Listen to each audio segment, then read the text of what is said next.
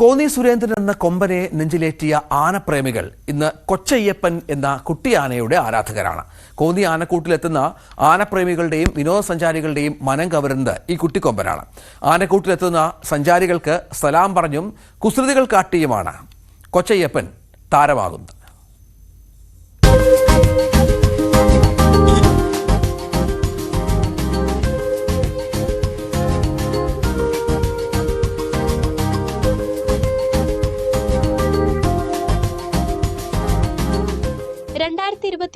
പെട്രോളിങ്ങിന് പോയ വനപാലകരാണ് കൂട്ടം തെറ്റിയ കുട്ടിയാനയെ വനമേഖലയിൽ കണ്ടെത്തുന്നത്.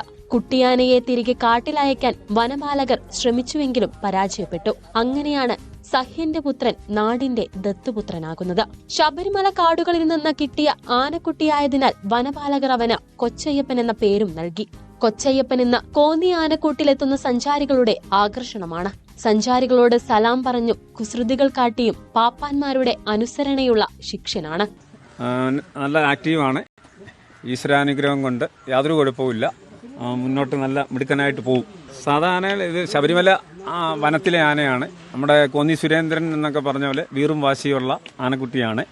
അത് നല്ലൊരു കോന്നിയുടെ ഒരു സമ്പത്ത്, വനംവകുപ്പിന്റെ ഒരു സമ്പത്തായിട്ട് കോന്നി ആനക്കൂട്ടിൽ ഇങ്ങനെ അവനെ സംരക്ഷിക്കും.